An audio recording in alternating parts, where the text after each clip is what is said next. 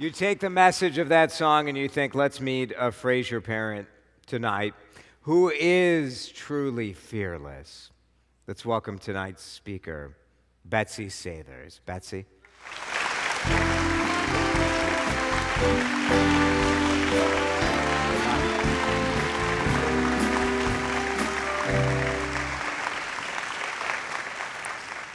Thank you all for allowing me to be here tonight to share part of my family's story with you.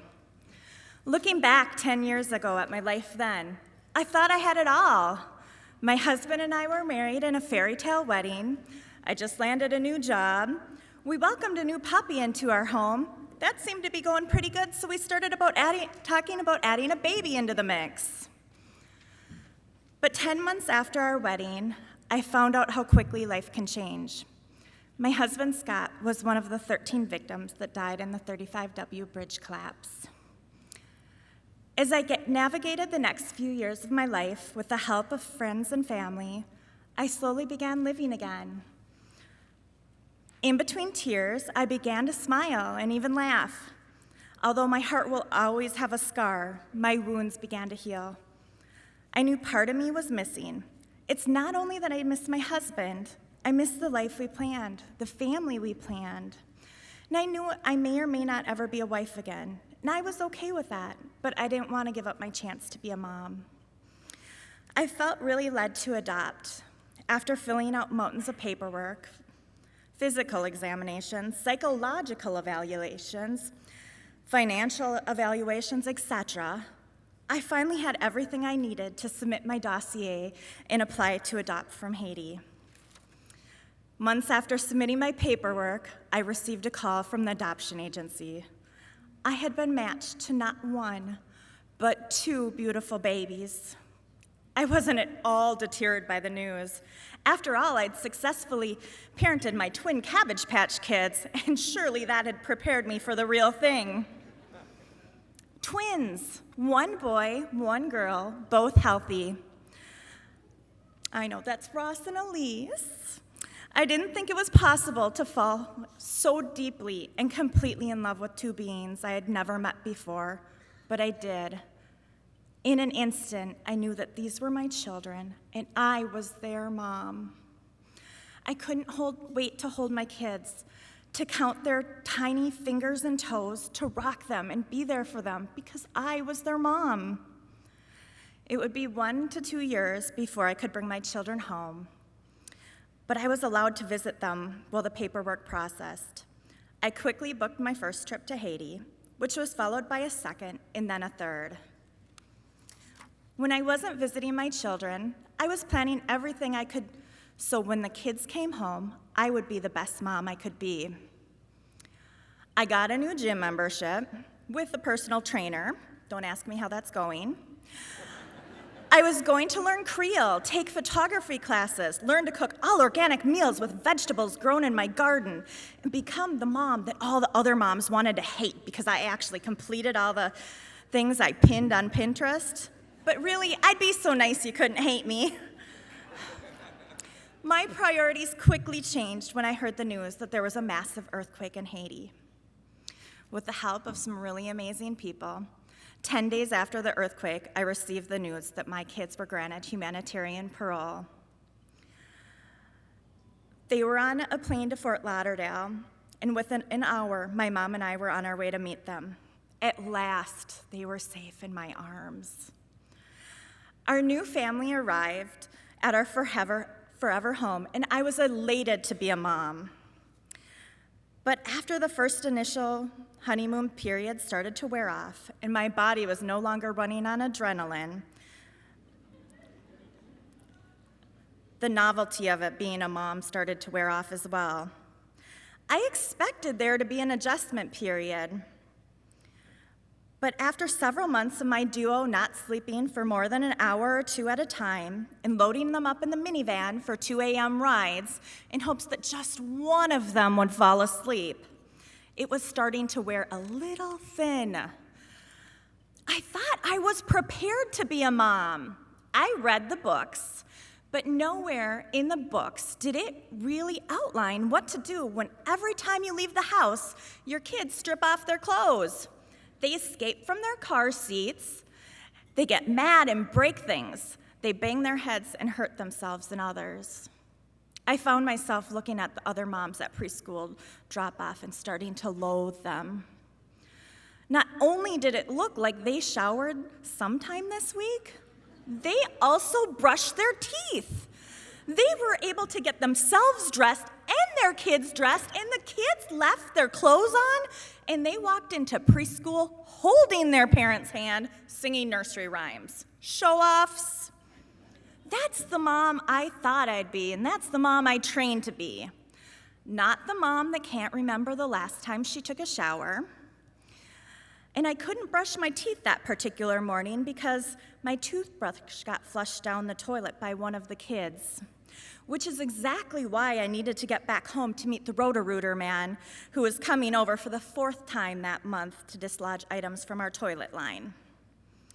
But I was going to be late to meet him because by the time I dropped the first kid off in their room and I was on my way to drop off the second kid, the first kid had already knocked over all the chairs in the preschool room and was halfway out the door after she threw a shoe at a teacher who was in hot pursuit. I made it back to meet the plumber, though, and he got my toothbrush and an action figure out of the toilet line. That was a bonus. He gave me some great advice. You might want to tell your kids not to flush things down the toilet. With tears welling up in my eyes, I wrote him a check, and he left. It started to sink in. I was a parenting failure. I couldn't even get my kids to preschool. I had to hire helpers to go anywhere with us. Zone defense didn't work at our house. We needed a minimum of man-on-man coverage. In addition to safety issues, the kids were struggling with so much more. Ross would often cry and bang his head on the floor. They would get mad and frustrated and break things. I was pretty close to a breaking point when one of the early elementary special ed teachers recommended I contact Fraser. After the initial testing, I went back for a meeting. That's when I heard for the first time, words like adjustment disorder, post-traumatic stress disorder, anxiety, sensory integration, and reactive attachment disorder. I was so scared. This was uncharted territory for me. Then the recommendation came that we look into day treatment. It sounded so scary.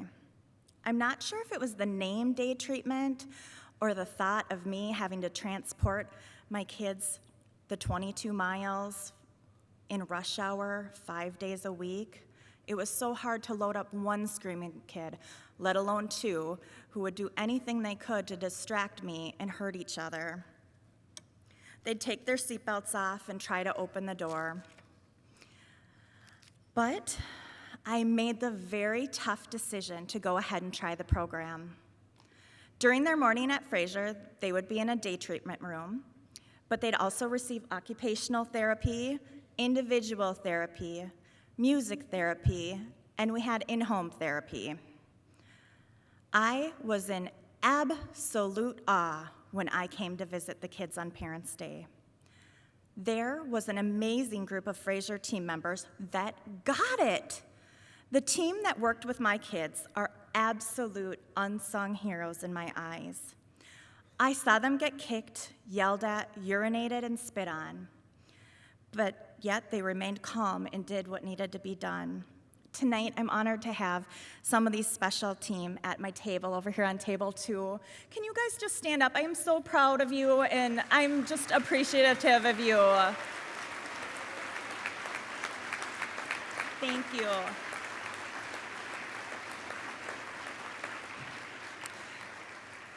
They not only helped my kids learn how to calm their bodies and manage their emotions, they taught me that I'm not a bad mom. They even held training sessions for me and my parents, some close friends, and people that help me with my children. They discussed that kids that have experienced trauma have needs that are different than typical kids. They were able to help me really try to understand what was driving my kids' behaviors. It started to sink in with me. although I would give anything not to have experienced the loss of my husband. I can have compassion and understanding in a way I don't think I could have prior to the bridge collapse. Through this journey, there have been plenty of times where I wanted to punch someone or throw myself on the floor and kick and scream and yell, "I want my husband home with me!" My kids were only 2 when they experienced loss, transitions, and trauma. They didn't have the words, but they still had the feelings. So Ross and Elise don't always act the way typical kids act, and I may not parent the way most parents do. They may have labels that describe some of their behaviors, but this does not define them or take away from the amazing kiddos they are. After about a year at Fraser, the kids were able to graduate from day treatment and continue to receive outpatient occupational therapy. In the fall, they were right on track to start kindergarten. They were in separate, typical kindergarten classrooms. I was able to volunteer in their classroom, and I often found myself feeling so much joy there. They had friends and laughed and giggled. They stayed dressed. They stayed in their classrooms, and they didn't turn the lights on and off or knock the chairs over, and they didn't even kick or bite any of the other classmates or teachers. Partway through the kindergarten year, it became more and more challenging to get to Fraser for occupational therapy. With the full schedules at Fraser, it was tough to get appointments outside of the school day, and the kids would end up missing a chunk of their day. We decided with the progress that they had made and the challenge it was to get an appointment, it was time that they graduate from therapy in Fraser. It was somewhat really bittersweet. I was leaving the place and the people that helped me so much with my kids. But now my kids could be involved in activities that didn't end in the word therapy. I wish I could tell you we lived happily ever after that. We've had a few bumps along the road. But I am excited to say that second grade is going much better. Ross just finished his rookie season of tackle football. As a mom with a child who struggled so much, I was a nervous wreck letting him play. There were hundreds of what-ifs that went through my mind besides the typical mom worries. What if he couldn't control his emotions on the field? What if being on a team with typical peers was too much? But I took the risk and signed him up. It turns out he loves the game. He has friends on the team, and he listens to his coaches. After the first game, when they were losing and his friend was throwing his helmet down and screaming, Ross walked over and said, "Hey, don't worry, buddy, we'll get him next time." I had a mom actually come over and tell me I was doing a good job as a mom. In all of her years of watching sports, she had never seen a second grader show such a level of sportsmanship to his team. Elise is at all of Ross's games to cheer him on. She just started playing basketball, and she is eager to start selling Girl Scout cookies in January. I just received the following email from her teacher. "I wanted to let you know how much I appreciated having Elise in class. She is extremely kind, caring, thoughtful, and very conscientious about following classroom expectations. It is evident by how her peers respond to her and how well respected she is by the others in the classroom." Now, I really don't mean to come off as one of those parents that's always bragging about their kids, but I think it's so important to look at how having the right services and people who believe in you can change a kid's life and change a family. We are so thankful to everyone at Fraser and those of you that have supported Fraser for the help along the way. I thank you for your time tonight to let me share some of the ways Fraser has transformed our family.